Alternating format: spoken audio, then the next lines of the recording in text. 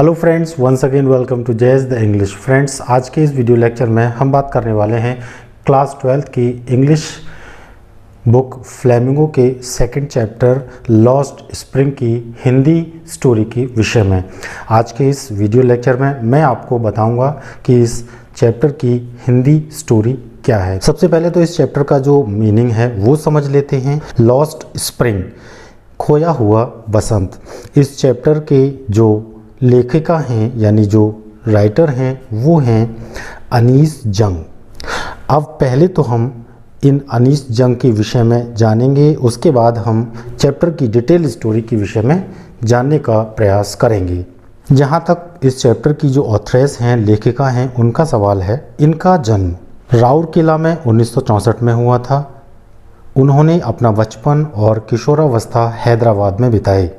वह उन गरीब लोगों की दुर्दशा की ओर हमारा ध्यान आकर्षित करती हैं जो अत्यधिक अस्वास्थ्यकर दशाओं में काम करते हैं।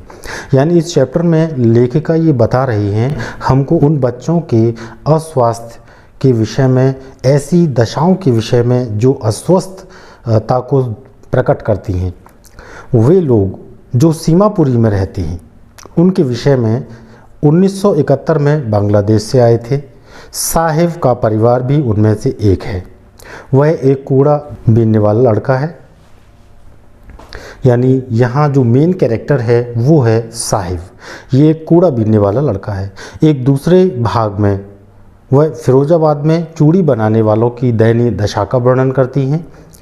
यानी यहाँ हमने जाना, पहली बात तो वो एक लड़के के विषय में डिस्कस कर रही हैं जिसका नाम है साहिब। ये कूड़ा बीनने वाला लड़का है और इसका जो दूसरा पार्ट है उसमें वो जो चूड़ी बनाते हैं उनके विषय में बताती हैं। वे भी बहुत ही अस्वास्थ्यकर दशाओं में काम करते हैं। ऐसी विषम परिस्थितियों में वे अपनी नेत्र ज्योति भी खो देते हैं तथा कई बीमारियां उनके शरीर में प्रवेश कर जाती हैं। उनके बच्चे अपनी पैतृक लाइन से बाहर जाने का साहस नहीं जुटा पाते, लेकिन मुकेश कहानी में एक ऐसा पात्र है जो यह साहस जुटाता है और अपना खुद का मालिक बनना चाहता है। वह एक मोटर मैकेनिक बनना चाहता है। उसके साहस की यह चमक देखकर लेखिका प्रसन्न हो जाती हैं। तो ये मैंने इस चैप्टर में थोड़ा शॉर्ट में बताया कि क्या क्या कहानी इस चैप्टर में किसके विषय में बताई गई है। अब हम इस चैप्टर की जो डिटेल्ड स्टोरी है हिंदी में उसको जानने का प्रयास करेंगे। इस चैप्टर की शुरुआत होती है सुबह के टाइम से। साहिब, जो जिसके विषय में मैंने अभी जिक्र किया, साहिब का कैरेक्टर ही शुरुआत में यहाँ दर्शाया गया है। साहिब रोज़ सुबह मुझे अचानक मिल जाता है। वह मेरे पड़ोस में कचरे के ढेर में सोना खोज रहा होता है।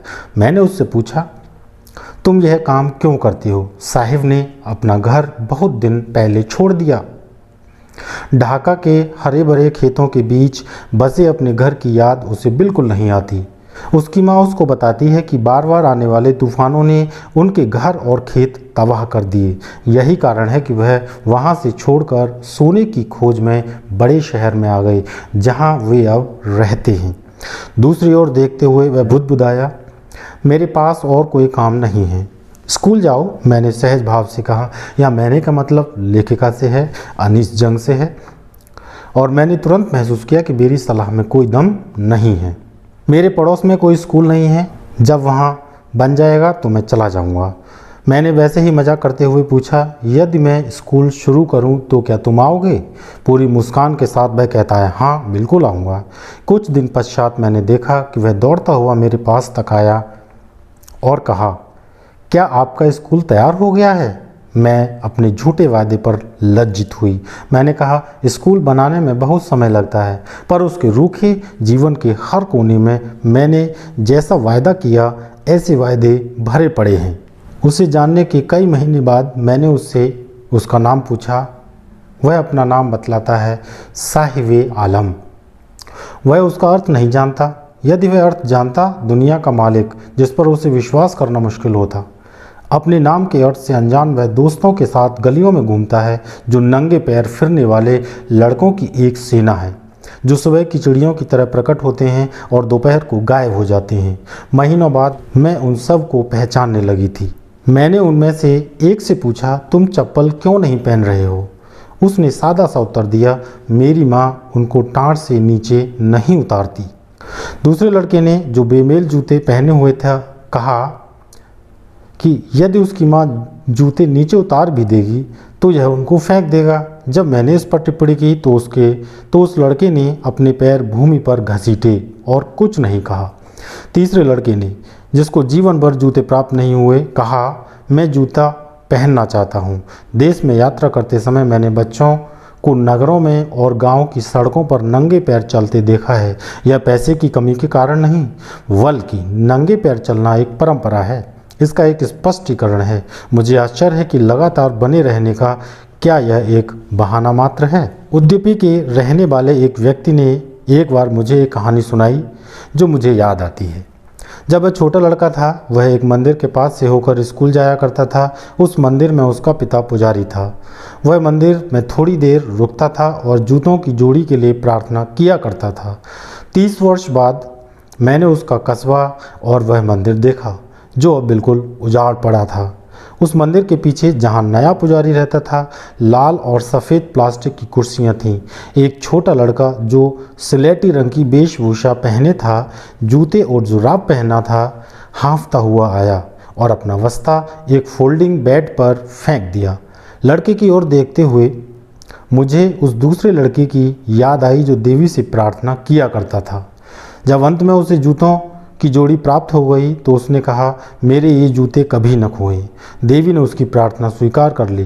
पुजारी के लड़के की तरह अब छोटे लड़के जूते पहनते थे, लेकिन बहुत से अन्य लड़के, जैसे मेरे पड़ोस में कबाड़ियों के लड़के, बिना जूते के ही रहते थे। नंगे पैर कबाड़ियों से मेरी जान पहचान मुझे सीमापुरी ले जाती थी। सीमापुरी दिल्ली में एक स्थान का नाम है। वह स्थान दिल्ली के बाहरी इलाके में है, फिर भी वह लाक्षणिक रूप से वहाँ से मीलों दूर है। वे लोग जो यहाँ रहते हैं अवैध रूप से बसने वाले हैं। वे सन 1971 ईस्वी में बांग्लादेश से आए थे। साहिब का परिवार भी उनमें से एक है। उस समय सीमापुरी उजाड़ क्षेत्र था। वह अब भी है, पर अब वह खाली नहीं है। वहाँ कच्चे मकान हैं। उन पर टिन या तिरपाल की छत है जो सीवर लाइन व उचित जल निकासी का अभाव झेल रहा है। वहाँ 10,000 कबाड़ी रहते हैं। वे वहाँ 30 वर्षों से भी ज़्यादा समय से रह रहे हैं।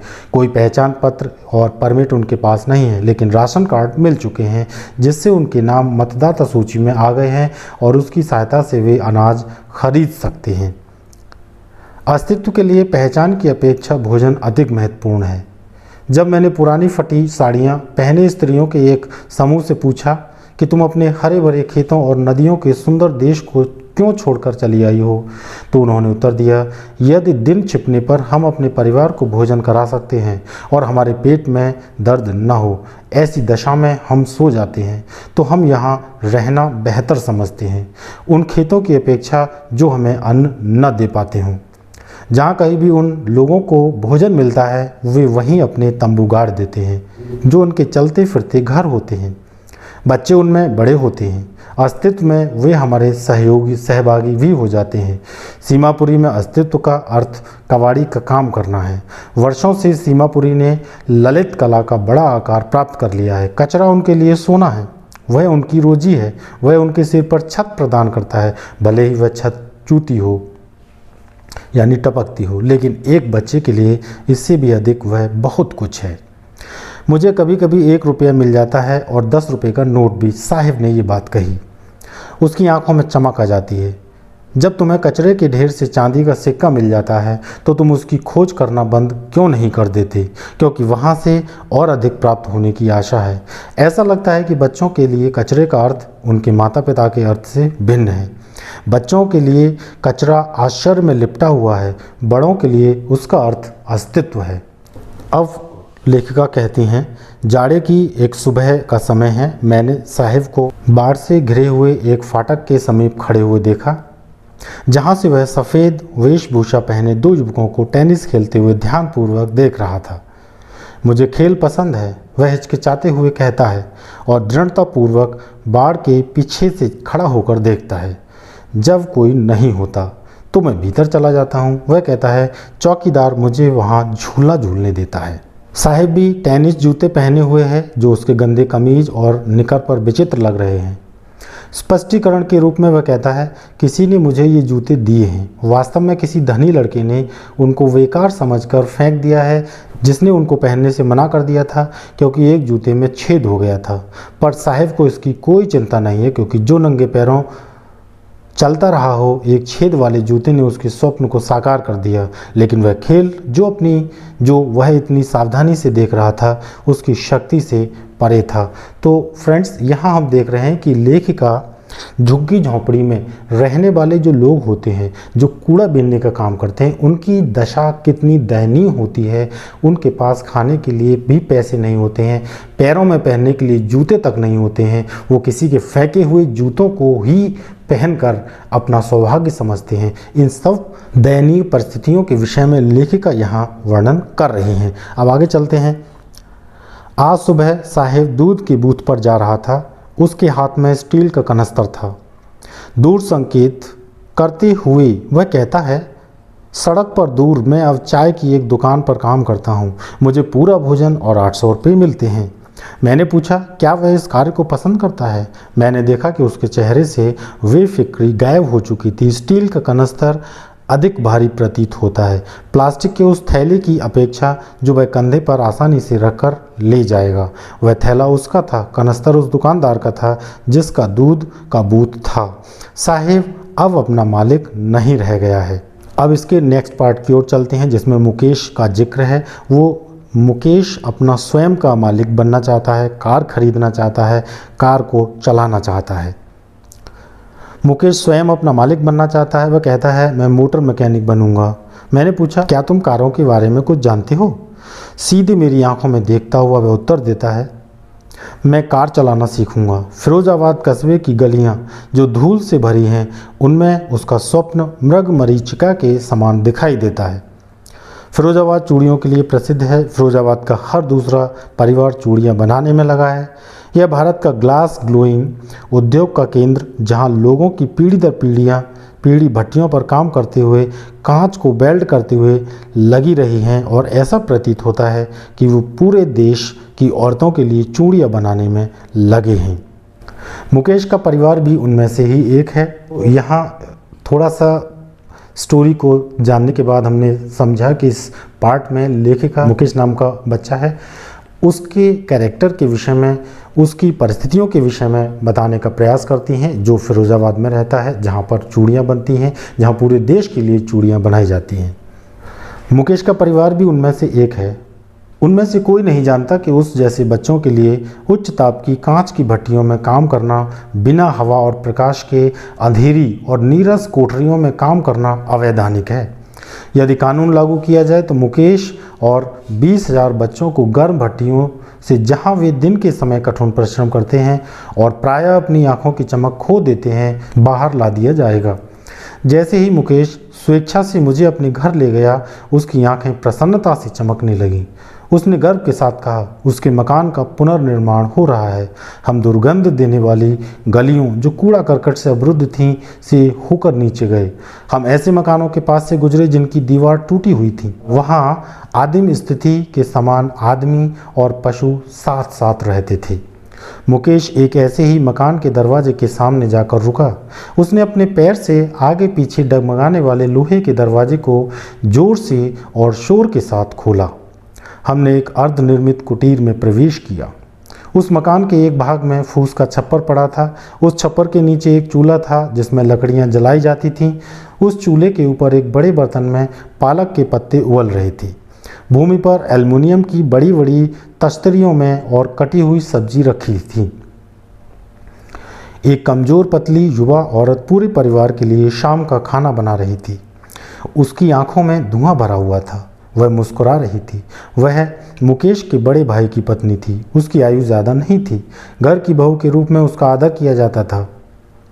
वह 3 आदमियों की देखभाल करने वाली, उसका पति, मुकेश और उनका पिता। जब वह बड़ा आदमी घर में प्रवेश करता है, वह धीरे से टूटी दीवार के पीछे चली जाती है और अपने चेहरे को घूंघट से ढक लेती है। जैसे रिवाज चला आता है, बहू अपने बड़े पुरुषों के सामने अपने चेहरे को ढक लेती है। इस प्रकरण में बड़ा पुरुष एक गरीब चूड़ी बनाने वाला था। वर्षों तक घोर परिश्रम करने के बाद भी वह पहले दर्जी था, फिर चूड़ियाँ बनाने लगा। वह अपने मकान का पुनरुद्धार करने में असफल रहा। वह अपने 2 पुत्रों को स्कूल नहीं भेज सका। चूड़ियाँ बनाने की कला जो वह जानता था, उसी कला को वह अपने बच्चों को सिखाने में कामयाब हो गया था। मुकेश की दादी ने कहा कि यह अपना कर्म और भाग्य है। कांच की चूड़ियों पर पॉलिश करने से जो धूल उड़ती है, उससे उसका पति अंधा हो गया था। वह इस बात को जानती है। वह संकेत करती है कि क्या ईश्वर प्रदत्त वंश परंपरा को तोड़ सकता है। चूड़ियाँ बनाने वालों की जाति में पैदा होने पर वे चूड़ियों के सिवाय कुछ नहीं देख पाते।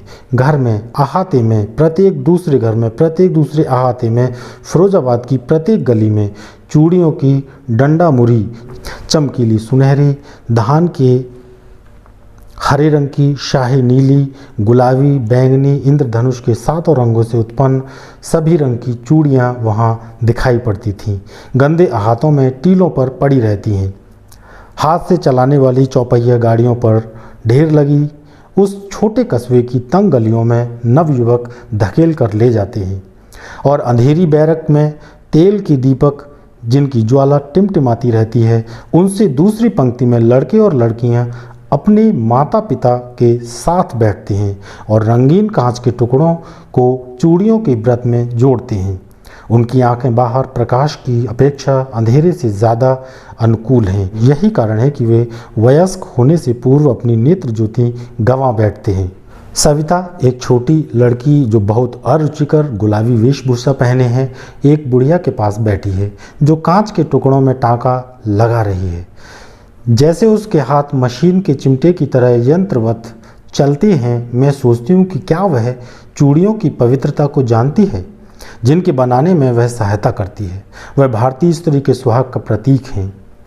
एक दिन वह अचानक ही समझने लगेगी जब उसका सिर लाल आवरण से सजाया जाएगा, उसके हाथों पर मेहंदी लगेगी, उसकी कलाइयों में लाल चूड़ियाँ पहनाई जाएगी, तब वह दुल्हन बन जाएगी।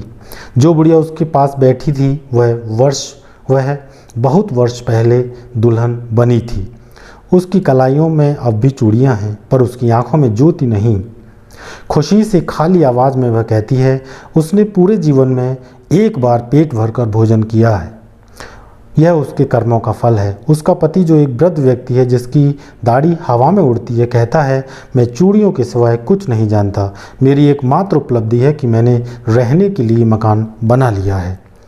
उसकी बात सुनकर किसी को आश्चर्य होगा कि उसने वह उपलब्धि प्राप्त कर ली जो बहुत से अन्य लोग अपने जीवन में नहीं कर पाए। उसके पास सिर छुपाने के लिए मकान तो है, चूड़ियाँ बनाने के व्यापार को चलाने के अतिरिक्त कुछ भी न कर पाना, यहाँ तक कि पर्याप्त भोजन भी न मिलना, पैसा न होने की चीख हर घर में गूंजती है। नौजवान अपनी बड़ों के गम में डूबे हुए हैं। ऐसा प्रतीत होता है कि फिरोजाबाद में समय के साथ कुछ भी नहीं बदला। वर्षों से मस्तिष्क को सुन्न करने वाले कठोर परिश्रम ने पहल करने और कल्पना करने की क्षमता को समाप्त ही कर दिया है। मैंने नौजवानों के समूह जो बिचौलियों के चक्कर में फंसे हुए हैं, जो अपने बाप दादाओं को जाल में फंसाते रहे हैं, से कहा कि आप लोग अपने सहकारी समिति के रूप में संगठित क्यों नहीं कर लेते। वे कहते हैं कि यदि हम संगठित हो जाएं तो पुलिस हमारी खिंचाई करेगी, हमें पीटेगी और अवैधानिक काम के कारण हमें खींचकर जेल में डाल देगी। उनमें कोई नेता नहीं है, कोई ऐसा आदमी नहीं जो अलग तरह से चीज़ों को देखने में उनकी सहायता करे। उनके पिता उतने ही थके हैं जितने वे हैं। वो एक कुंडली में बात करते हैं जिनका कोई अंत नहीं है। वह कुंडली गरीब से रुचि के अभाव, लालच और अन्याय की आड़ लेती है। तो उनकी बातें सुनकर लेखिका 2 भिन्न भिन्न दुनिया देखने का जिक्र करती हैं। एक दुनिया तो उनके परिवार की जो गरीबी के जाल में फंसी है, जो जाति जिसमें वे पैदा हुए कि कलंक से भारित। दूसरी दुनिया साहूकारों, बिचौलियों, पुलिस जो कानून की रखवाली है, सरकार, अधिकारी गण और राजनीतिज्ञों द्वारा उत्पन्न की गई स्थिति जिसमें एक समस्या दूसरी समस्या को जन्म देती है, तब पहली समस्या बदतर बन जाती है। उन दोनों दुनियाओं ने मिलकर बच्चों को दीर्घकालीन रायों को स्वीकार करने के लिए विवश किया है जिसको वह नियंत्रित नहीं कर सकता। इससे पहले कि वह जागरूक हो, वह उसे स्वाभाविक रूप से स्वीकार कर लेता है, जैसे उसके पिता ने स्वीकार कर लिया था। कोई अन्य कार्य करने का अर्थ चुनौती देना होगा और उसके पालन पोषण व्यवस्था को चुनौती देना कोई अंग नहीं है। जब मैं इस तथ्य के दिखावे को भांपती हूँ, मुझे प्रसन्नता होती है। वह बार बार कहता है, मैं मोटर मैकेनिक बनना चाहता हूँ। वह एक गैराज में जाएगा और काम सीखेगा, लेकिन गैराज उसके घर से बहुत दूरी पर है। वह दृढ़तापूर्वक कहता है, मैं पैदल ही जाऊँगा। क्या तुम हवाई जहाज उड़ाने का स्वप्न देखते हो? वह एकदम से चुप हो जाता है। भूमि की ओर निहारते हुए वह कहती है, नहीं। उसकी छोटी गुनगुनाहट में एक शर्म की भावना है जो अभी खेद में परिवर्तित नहीं हुई। वह कारों के सपनों से संतुष्ट है, जिनको वह अपने कस्बों की गलियों में बहुत तेज गति से दौड़ता देखता है। फिरोजाबाद के ऊपर हवाई जहाज न के बराबर उड़ते हैं। तो फ्रेंड्स, यहाँ पर इस कहानी का अंत हो जाता है और इस कहानी के अंत में हमको ये पता चलता है कि लेखिका इस कहानी में दो प्रकार की लाइफ के विषय में बताती हैं। एक प्रकार की तो लाइफ मुकेश और साहिब की लाइफ है जो गरीबी से ग्रसित है। दूसरी लाइफ है उन साहूकारों की, बिचौलियों की, पुलिस की, सरकार की, अधिकारीगण की, राजनीतिज्ञों की, जिन्होंने ये समस्या पैदा की है, जो इस समस्या को समाप्त करना नहीं चाहते हैं। तो फ्रेंड्स, आज के इस वीडियो में मैंने आपको सेकंड चैप्टर यानी लॉस्ट स्प्रिंग की कहानी को हिंदी में समझाया। आशा करता हूँ कि ये कहानी आपकी समझ में निश्चित रूप से आई होगी और यदि आपको ये जानकारी अच्छी लगी हो तो आप इस वीडियो को लाइक कर दें और शेयर कर दें। और यदि आप इस चैनल पर पहली बार विजिट कर रहे हैं तो इस चैनल को सब्सक्राइब ज़रूर कर लें। साथ ही साथ बेल नोटिफिकेशन ऑन करते हुए ऑल को सेलेक्ट कर लें, जिससे कि मेरे आने वाले हर वीडियो की नोटिफिकेशन आपको सबसे पहले मिल सके। तो दोस्तों, इसी के साथ ये चैप्टर की जो स्टोरी है वो ख़त्म होती है और आशा करता हूँ कि ये स्टोरी आपकी समझ में ज़रूर आएगी। फ्रेंड्स, आज के इस वीडियो में इतना ही। फिर मिलेंगे हम एक नेक्स्ट वीडियो में नेक्स्ट चैप्टर की हिंदी स्टोरी के साथ। तब तक के लिए मैं आपसे विदा लेना चाहूँगा। Thank you very much for watching this video.